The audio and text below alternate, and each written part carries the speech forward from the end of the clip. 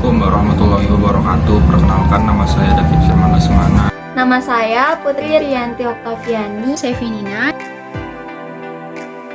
Saya Natasha Salsabila. Saya Marisa Asrapunisa Dari kelompok 4 Pendidikan Ekonomi Universitas Muhammadiyah. Profesor Dr. Hamka. Kelompok kami akan menjelaskan materi akuntansi perusahaan dagang. Sebelum next videonya, silakan like, comment, and subscribe dulu ya teman-teman.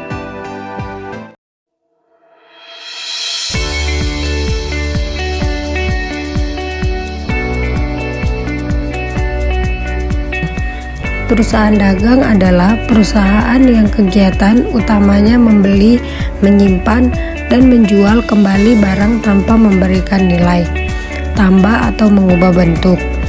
Nilai tambah yang dimaksud berupa mengolah atau mengubah bentuk dan sifat barang sedemikian rupa sehingga memiliki nilai jual yang lebih tinggi. Yang termasuk dalam golongan perusahaan dagang ini antara lain adalah: yang pertama ada distributor, yang kedua ada agen tunggal, yang ketiga ada pengecer, yang keempat ada toko swalayan, yang kelima ada toko serba ada, yang keenam ada pusat barang-barang grosir.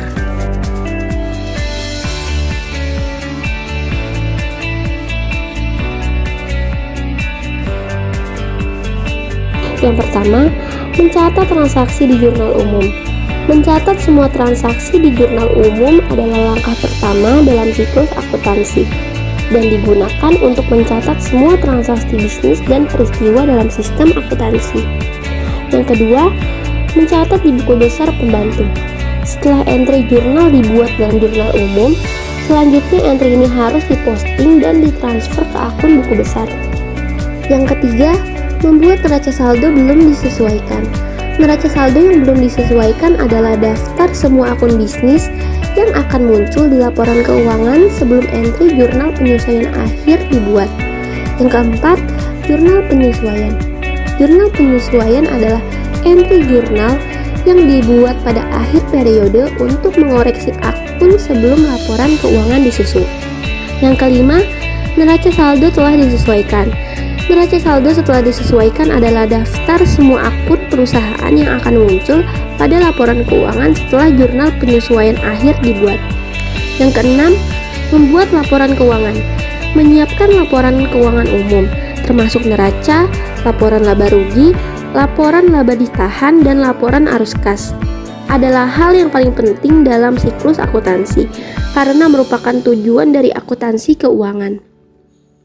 Yang ketujuh, membuat lembar kerja akuntansi. Lembar kerja akuntansi adalah alat yang digunakan untuk membuat akuntan menyelesaikan siklus akuntansi dan menyiapkan laporan akhir tahun seperti neraca saldo yang belum disesuaikan, jurnal penyesuaian, neraca saldo setelah penyesuaian, dan laporan keuangan. Yang ke-8, membuat jurnal penutup dalam siklus akuntansi perusahaan dagang. Jurnal penutup adalah entry yang dibuat pada akhir periode akuntansi untuk menghapus semua akun sementara dan mentransfer saldo mereka ke akun permanen. Yang ke-9, membuat ringkasan penghasilan dalam siklus akuntansi perusahaan dagang. Akun ringkasan penghasilan adalah akun sementara yang digunakan untuk menyimpan saldo akun laporan laba rugi, akun pendapatan dan pengeluaran selama langkah entry penutupan dari siklus akuntansi. Yang ke-10, neraca saldo setelah tutup buku. Neraca saldo setelah penutupan buku adalah daftar semua akun dan saldo mereka setelah entry penutupan telah dijurnal dan diposting ke buku besar. Tahap ini adalah penyesuaian antara neraca saldo dengan jurnal penutup. Fungsinya untuk mencatat kembali akun-akun yang telah berubah, baik saldo ataupun akunnya. Nah, yang terakhir, membuat jurnal pembalik dalam siklus akuntansi perusahaan dagang. Jurnal pembalik adalah entry yang dibuat pada awal periode akuntansi untuk membalik dan membatalkan jurnal-jurnal penyesuaian yang dibuat pada akhir periode akuntansi sebelumnya. Akuntansi perusahaan dagang memiliki dua metode pencatatan. Yang pertama itu ada metode periodik, merupakan sistem pencatatan persediaan yang mengharuskan adanya perhitungan persediaan yang masih ada pada tanggal penyusunan laporan keuangan. Sedangkan metode yang kedua ada metode perpetual, merupakan metode pencatatan persediaan perusahaan retail yang dilakukan dengan cara membuat akun-akun secara terpisah untuk setiap jenis persediaannya. Nah, metode perpetual itu melakukan pencatatan aktivitas keluar masuk persediaan dan HPP ketika transaksi penjualan. Sedangkan metode periodik tidak mencatat HPP saat transaksi penjualan.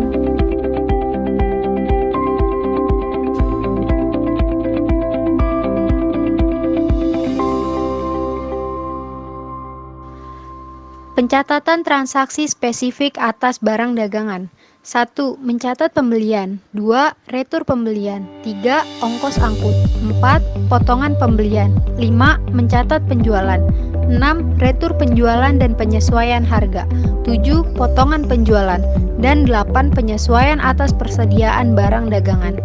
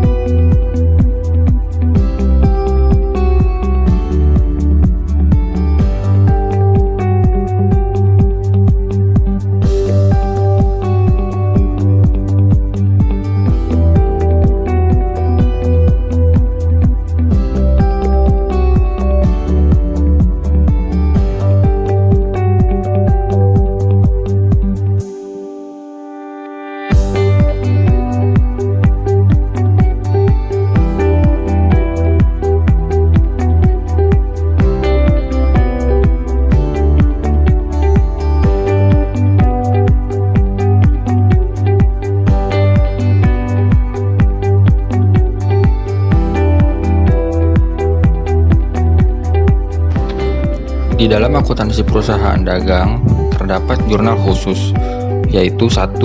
Jurnal penjualan, 2. Jurnal pembelian, 3. Jurnal penerimaan kas, 4. Jurnal pengeluaran kas, lalu yang terakhir jurnal umum.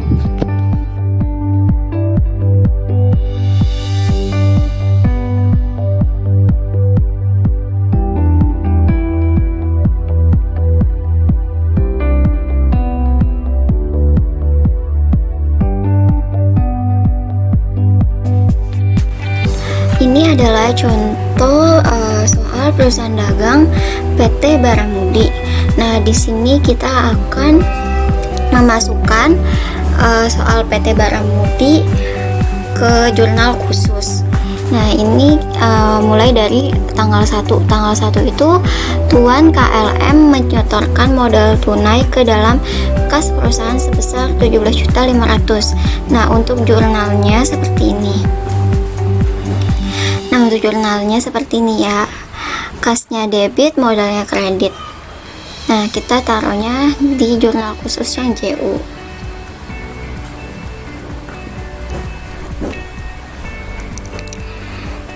Kita ke jurnal umum. Nah, di sini kas modal 17.500.000 ya, benar. Nah, terus transaksi kedua.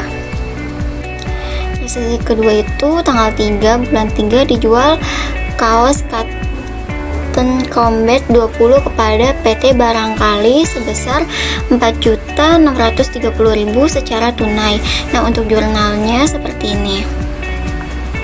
Kas penjualan 4.630.000 masuknya ke jurnal penerimaan kas.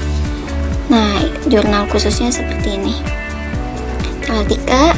Nah, PT-nya PT Barangkali, kasnya 4.630.000, penjualannya 4.630.000.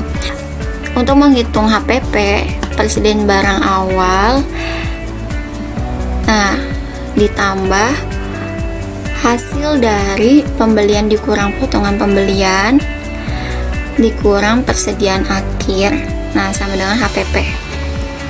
Di sini sudah ada soal PT Alfa, yang dimana PT Alfa ini adalah perusahaan dagang.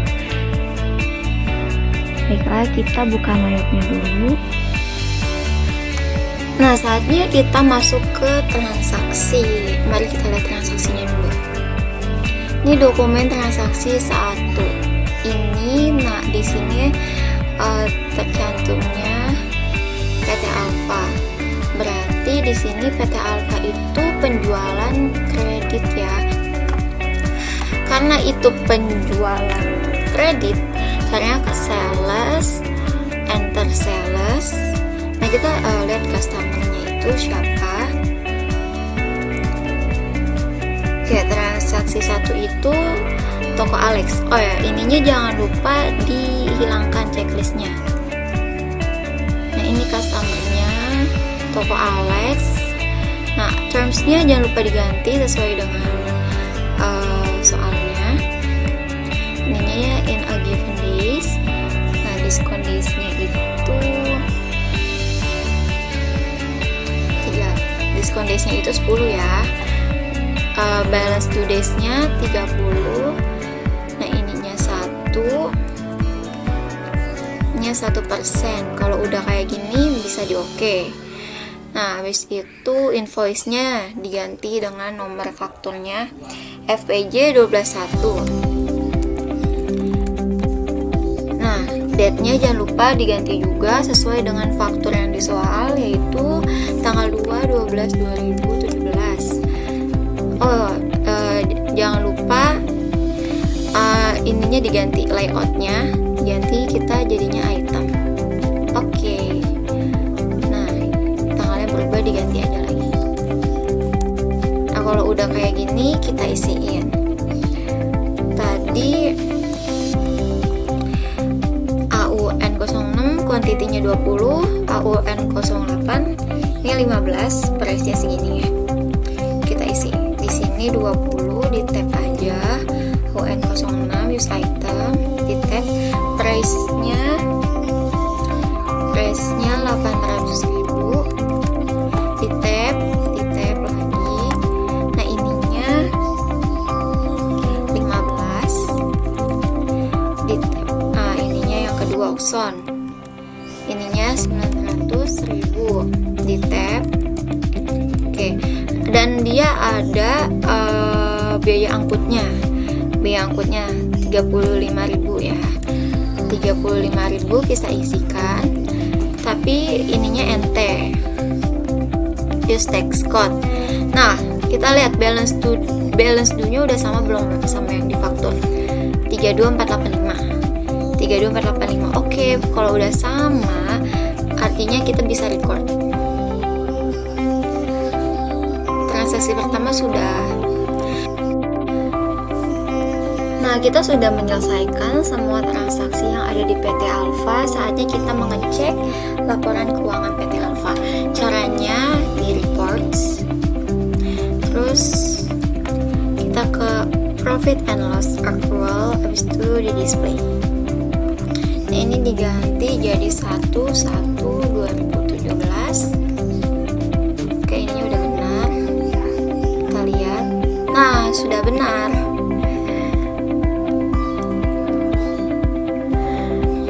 Terus kita lihat standard balance sheet-nya. Oke, ini udah benar di display.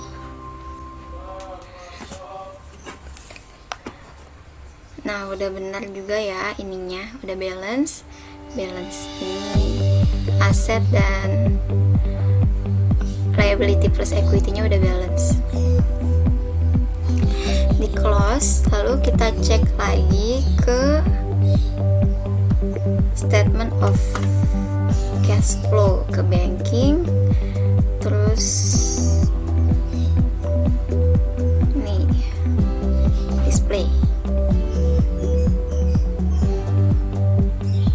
Oke, di sini juga udah benar juga 219.077.500.